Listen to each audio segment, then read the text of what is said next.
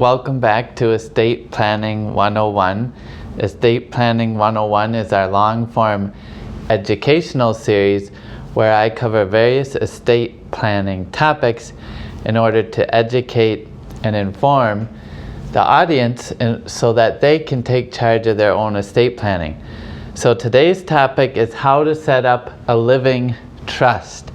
Now, I know if you've watched this series before, many of my videos we've talked about using a will or a trust, avoiding probate, and various topics. But today's video, I want to focus solely on setting up a living trust and how you actually go about doing that. So first, let's define our terms here. You may have heard of a trust or a living trust, or me use the word revocable living trust. Now, sometimes we abbreviate this, but generally this means the same thing, revocable living trust. And the living part comes from, let me write over here, living means you set it up during your life. So it's created during your life versus a trust we would create after your death. So there is a way to create a trust under a will, and that would be called a testamentary trust. But when you hear estate planning attorneys talk about a living trust or a revocable living trust, they're referring to the fact that it's a trust we create during your life while you are living. And the trust is designed to operate during your life and after your death. The trust can continue on. So the trust can manage the assets during your life. Then when you die, in general, the trust at this point becomes what we call irrevocable, but it continues on to manage your assets after you're gone according to the terms of your trust. Now, some trusts, this will say distribute my assets out to child number 1 or kid or child number 2. But it might also say there's another child who has special needs, so hold this funds in, we're going to use SNT, Special Needs Trust for child number 3. However you want to set it up. But the general idea is that this living trust, we get the word living from the Latin inter vivos trust, meaning a trust created during life, and you create it during your life and it can continue after your death. So a living trust or a revocable living trust are often mean the same thing. We're referring to this type of trust we physically create during your life, designed to hold your assets during life and manage them if you're ever incapacitated or after your death inside of the revocable living trust.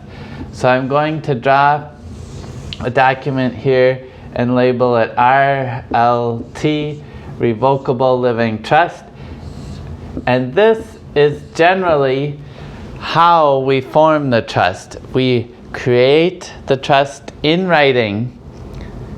We put the rules of the trust inside of it, what you want to happen during your life and after your death, and then you sign it and date it. And I tell my clients on that date that we sign and date your trust plan, the trust springs into life. And that date will become the date of your trust. If you see it on your documents, we will refer back to it as, let's say, May 1st, 2021. So it will say the Smith Living Trust under agreement dated, and sometimes you'll see this UA, that just means under agreement dated May 1st, 2021. So, in general, in my practice, this is how we create a trust in writing on paper. Now, there is under trust law a way to create an oral trust, meaning a trust you say to someone, I hand you this marker and you hold it in trust for my son until he reaches age 18. That is recognized under trust law, but I don't recommend it because an oral trust is very hard to prove because you have nothing in writing. Now, if you have very honest people, they could carry out the trust, but it's also harder to reflect all of the terms of your trust in an oral manner. So best practice, and what we use most commonly in Wisconsin, is we create the trust in writing, and that means writing it down in paper.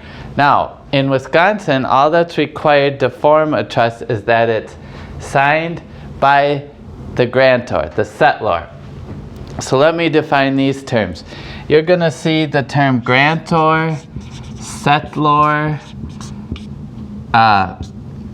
sometimes trustor.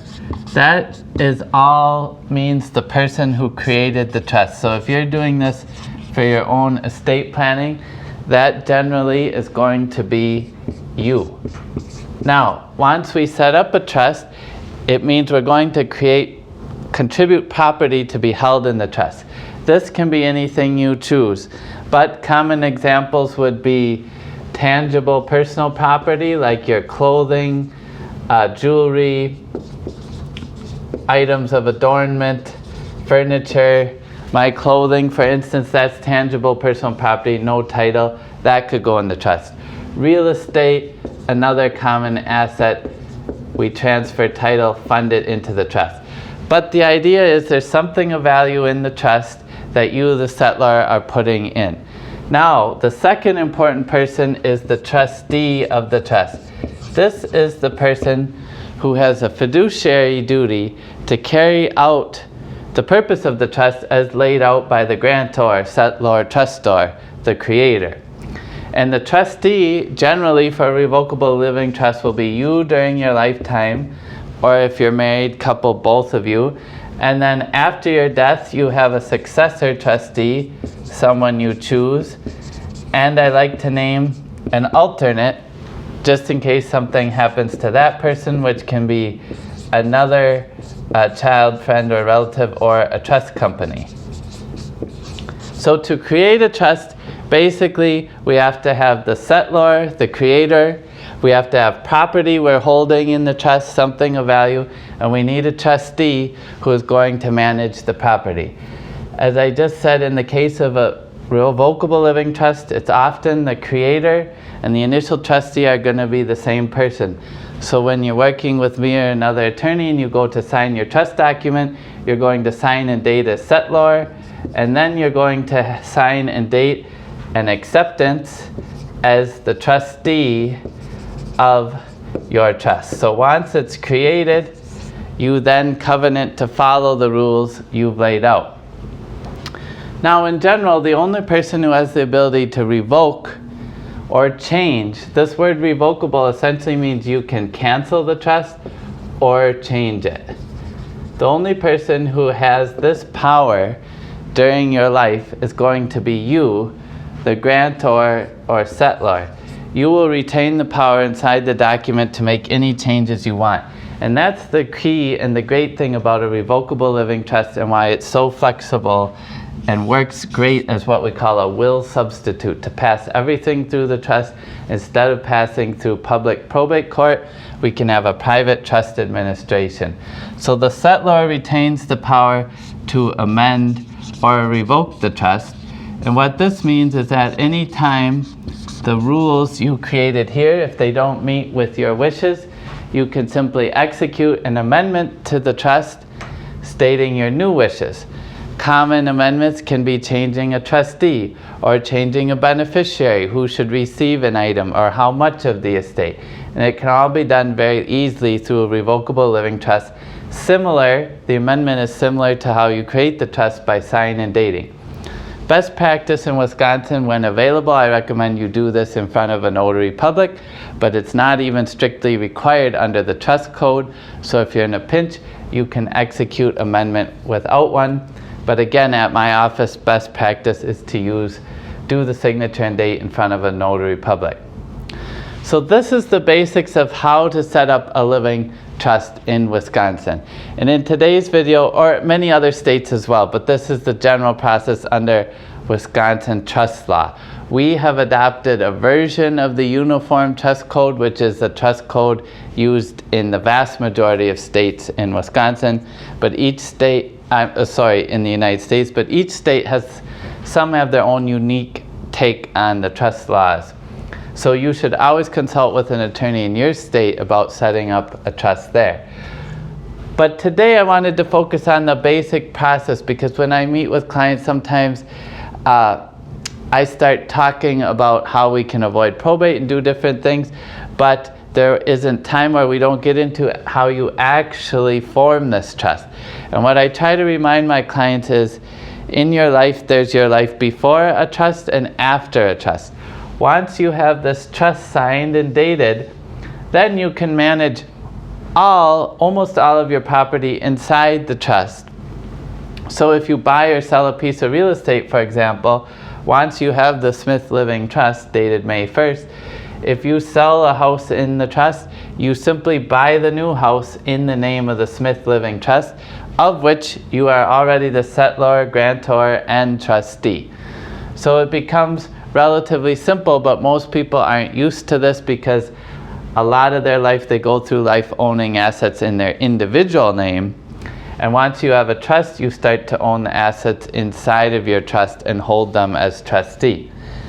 So one useful thought exercise I tell people is sometimes to think about creating a company and how a company can have a perpetual life, meaning a company like Walmart outlived Sam Walton, the founder, or Standard Oil, which is now ExxonMobil, outlived John Rockefeller. The same thing with the trust. Once you create it and write the rules, the trust can outlive you, and that's the beauty about how the trust can carry out your wishes after you're gone as a private administration instead of a public probate court process as with a will or with someone who dies without a will.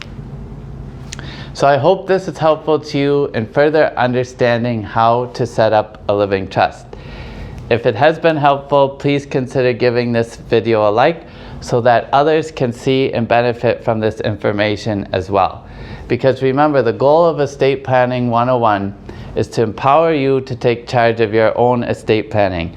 And whether you work with our firm or another firm, we firmly believe that client education is the best way to have informed and educated clients who understand what we are doing and in turn receive an estate plan that works great for them and their family. So thank you for watching, and we'll see you next time.